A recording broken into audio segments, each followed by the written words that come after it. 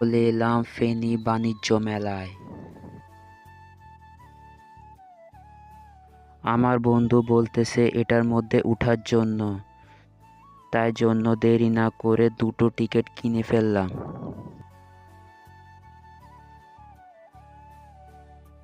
দেরি না করে উঠে পড়লাম নৌকায় রাইডটা।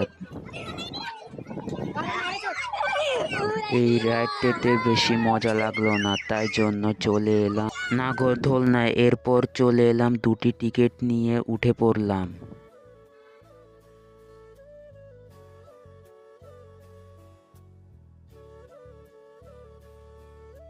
এই রাইডটিতে উঠে অনেক আনন্দ পেলাম। এরপর চলে এলাম জাদু কিনতে। আমার বন্ধু জাদু দেখতেছে, দুটি কিনলো। এরপর চলে